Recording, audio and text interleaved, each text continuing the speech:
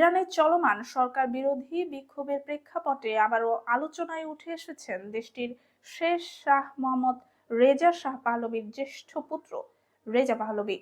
নির্বাসনে থাকা এই সাবেক যুবরাজ সাম্প্রতিক বিক্ষোভকে নজিরবিহীন আখ্যা দিয়ে সামাজিক যোগাযোগ মাধ্যমে ইরানিদের প্রতি নতুন করে প্রতিবাদের আহ্বান জানিয়েছেন।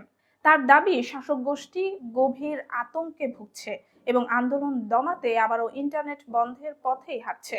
4 দশকের বেশি সময় ধরে দেশের বাইরে থাকা এই ব্যক্তিকে আর কিভাবে তিনি আবারও ইরানের ভবিষ্যৎ রাজনীতিতে প্রভাব রাখার চেষ্টা করছেন তা নিয়েই নতুন করে কৌতূহল তৈরি হয়েছে। রেজা পাহলভীর জন্ম 1960 সালের অক্টোবরে তেহরানে।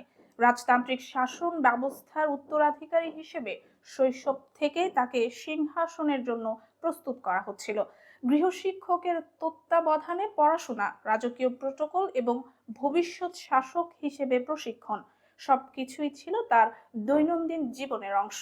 17 বছর বয়সে তাকে যুক্তরাষ্ট্রের টেক্সাসে পাঠানো হয় যুদ্ধ বিমান চালনার প্রশিক্ষণের জন্য। কিন্তু ইতিহাস ভিন্ন পথে মোড় নেয়। 1979 সালের ইসলামী বিপ্লবে তার বাবার রাজতন্ত্র উৎখাত হয়, আর সেই সময়ে যুক্তরাষ্ট্রেই অবস্থান করছিলেন রেজা পাহলভী। দূর থেকেই তিনি দেখেছেন এক সময় পশ্চিমা মিত্রদের সমর্থন পাওয়া তার বাবা কিভাবে এক দেশ থেকে আরেক দেশে আশ্রয়ের খোঁজে ঘুরে বেরিয়েছেন এবং শেষ পর্যন্ত ক্যান্সারে আক্রান্ত হয়ে মিশরে মারা গেছেন। ক্ষমতা হারানোর পর পাহলভী পরিবার কার্যত রাষ্ট্রহীন হয়ে পড়ে এবং নির্বাসিত জীবন শুরু করে। সেই সময় তাদের পাশে ছিল মাত্র কয়েকজন রাজতন্ত্রপন্থী ও শুভাকাঙ্ক্ষী। পরবর্তী বছরগুলোতে পরিবারটি একের পর এক ট্র্যাজেডির মুখোমুখি হয়। ফলে ইতিহাসের পাতায় হারিয়ে যাওয়া এক রাজবংশের প্রতীকী প্রধান হিসেবে শেষ পর্যন্ত তিনিই রয়ে যান। বর্তমানে 65 বছর বয়সী রেজা পাহলভী যুক্তরাষ্ট্রের ওয়াশিংটন ডিসির কাছের একটি শান্ত উপশহরে বসবাস করেন। সমর্থকদের ভাষ্য অনুযায়ী তার জীবনযাপন বেশ সাধারণ। বড় ধরনের নিরাপত্তা ব্যবস্থা চোখে পড়ে না। স্থানীয় ক্যাফেতে প্রায়ই তাকে স্ত্রী ইয়াসমিনের সঙ্গে দেখা যায়। 2022 সালে এক পথচারীর প্রশ্নে তিনি বলেছিলেন, ইরানে পরিবর্তন আসতে হলে সেটি দেশের ভেতর থেকেই আসতে হবে। তবে সাম্প্রতিক বছরগুলোতে তার বক্তব্য আত্মবিশ্বাসের সুর আরো স্পষ্ট হয়েছে। 2025 সালের ইসরায়েলের বিমান হামলায় ইরানের কয়েকজন শীর্ষ সামরিক কর্মকর্তা নিহত হওয়ার পর প্যারিসে এক সংবাদ সম্মেলনে তিনি ঘোষণা দেন, বর্তমান রাষ্ট্র ব্যবস্থা ভেঙে পড়লে তিনি একটি অন্তর্বর্তী সরকার গঠনে নেতৃত্ব দিতে প্রস্তুত। সেই সঙ্গে তিনি একটি 100 দিনের পরিকল্পনার কথাও তুলে ধরেন। তার ভাষায় নির্বাসনের অভিজ্ঞতা এবং তার বাবার রেখে যাওয়া অসমাপ্ত মিশন থেকেই এই আত্মবিশ্বাসের জন্ম। তিনি জোর দিয়ে বলেন, এটি অতীতের রাজতন্ত্র ফিরিয়ে আনার চেষ্টা নয়, বরং ইরানিদের জন্য একটি গণতান্ত্রিক ভবিষ্যৎ নিশ্চিত করার উদ্যোগ। নির্বাসনে থেকেও রেজা পাহলভী রাজতন্ত্রপন্থীদের কাছে একটি শক্তিশালী প্রতীক হয়ে আছেন।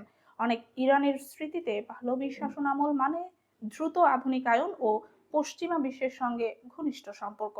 আবার অন্যদের কাছে সেই সময়টি স্মরণীয় সেন্সরশিপ, ভিন্নমত দমন এবং কুখ্যাত গোয়েন্দা সংস্থা সাবাগের মানবাধিকার লঙ্ঘনের জন্য। এই দ্বৈত স্মৃতি তার উত্তরাধিকারকে করে তুলেছে বিতর্কিত। 1980 সালে কায়রোতে একটি প্রতীকী রাজ্যাভিষেকের মাধ্যমে তিনি নিজেকে শাহ ঘোষণা করেছিলেন, যদিও এর বাস্তব রাজনৈতিক প্রভাব ছিল খুবই সীমিত। সমালোচকদের মতে এই ঘটনায় তার গণতন্ত্রপন্থী বক্তব্যের সঙ্গে সাংঘর্ষিক। পরবর্তী সময়ে তিনি একাধিক বিরোধী রাজনৈতিক জোট গঠনের চেষ্টা করেন, তবে অভ্যন্তরীণ বিভাজন এবং ইরানের ভেতরে সীমিত প্রভাবের কারণে সেগুলো খুব একটা সফল হয়নি।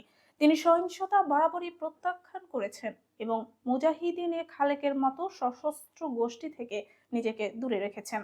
শান্তিপূর্ণ ক্ষমতা পরিবর্তন এবং ভবিষ্যৎ রাষ্ট্র ব্যবস্থা নির্ধারণে জাতীয় গণভোটের পক্ষে তিনি ধারাবাহিকভাবে কথা বলে আসছেন।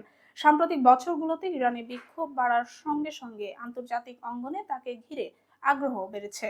2022 সালে মাহসা আমিনির মৃত্যুর পর দেশ জুড়ে আন্দোলনের সময় তিনি আবারও বৈশ্বিক গণমাধ্যমের নজরে আসেন। তবে বিভক্ত বিরোধী শক্তিগুলোকে একত্রিত করার প্রচেষ্টায় তিনি তেমন সাফল্য দেখাতে পারেননি। 2023 সালে তার ইসরায়েল সফর এবং সেখানে হলোকাস্ট স্মরণ অনুষ্ঠানে অংশগ্রহণ ও প্রধানমন্ত্রী বেনিয়ামিন নেতানিয়াহুর সঙ্গে সাক্ষাৎ নতুন করে বিতর্ক উস্কে দেয়। কেউ এটিকে বাস্তববাদী কূটনীতি হিসেবে দেখলেও অন্যদের মতে এটি ইরানের আঞ্চলিক সম্পর্কের জন্য ঝুঁকিপূর্ণ বার্তা। আজ রেজা পাহলভি নিজেকে সিংহাসনের দাবিদার নয়, বরং জাতীয় ঐক্যের প্রতীক হিসেবে তুলে ধরতে চান। তার লক্ষ্য মুক্ত ও সুষ্ঠু নির্বাচন, আইনের শাসন এবং নারীদের সমান অধিকার নিশ্চিত করা। রাজতন্ত্র পুনঃপ্রতিষ্ঠা হবে নাকি প্রজাতন্ত্র গড়ে উঠবে, সে সিদ্ধান্ত তিনি জনগণের হাতেই ছেড়ে দিতে চান। সমর্থকদের চোখে আন্তর্জাতিক পরিচিতি ও শান্তিপূর্ণ পরিবর্তনের পক্ষে তার অবস্থান তাকে বিরোধীদের মধ্যে সবচেয়ে পরিচিত মুখ করে তুলেছে। সমালোচকদের প্রশ্ন, 4 দশকের নির্বাসনের পর আদৌ কতটা আস্থা তিনি দেশের ভেতরে অর্জন করতে পারবেন।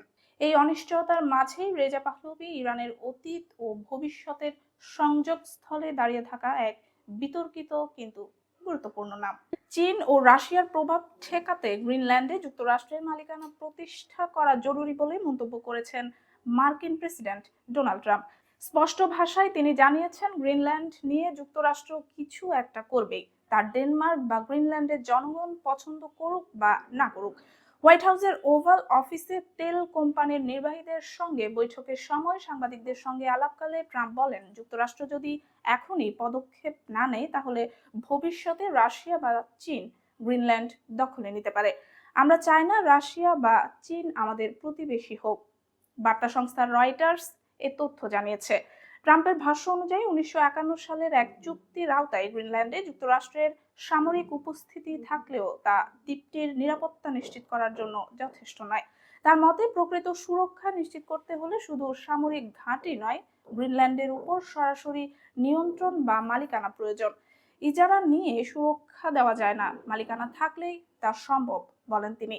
প্রায় 57,000 জনসংখ্যার গ্রিনল্যান্ড বর্তমানে ডেনমার্কের অধীনে একটি স্বায়ত্তশাসিত অঞ্চল। তবে ট্রাম্প প্রশাসনের দৃষ্টিতে দ্বীপটির ভূকৌশলগত গুরুত্ব দিন দিন বাড়ছে। আর্কটিক অঞ্চলে বরফ গলার ফলে নতুন নৌপথ উন্মুক্ত হওয়া, খনিজ সম্পদের সম্ভাবনা এবং সামরিক কৌশলগত অবস্থানের কারণে গ্রিনল্যান্ডকে যুক্তরাষ্ট্রের জাতীয় নিরাপত্তার জন্য অপরিহার্য হিসেবে দেখছেন ট্রাম্প। মার্কিন গণমাধ্যমগুলোর তথ্য মতে, গ্রিনল্যান্ডকে যুক্তরাষ্ট্রের অধীনে আনতে হোয়াইট হাউসে একাধিক পরিকল্পনা নিয়ে আলোচনা চলছে। এসব পরিকল্পনার মধ্যে রয়েছে মার্কিন সামরিক বাহিনীর ভূমিকা বৃদ্ধি থেকে শুরু করে গ্রিনল্যান্ডের বাসিন্দাদের $10,000 থেকে $1,00,000 পর্যন্ত আর্থিক প্রণোদনা দেওয়ার ভাবনাও, যাতে তারা ডেনমার্ক থেকে বিচ্ছিন্ন হয়ে যুক্তরাষ্ট্রের সঙ্গে যুক্ত হতে আগ্রহী হয়। তবে ট্রাম্পের এই অবস্থান ইউরোপে তীব্র প্রতিক্রিয়া সৃষ্টি করেছে। ডেনমার্ক সহ ইউরোপের বেশ কয়েকটি দেশ যুক্তরাষ্ট্রের এই আকাঙ্ক্ষার কঠোর সমালোচনা করেছেন।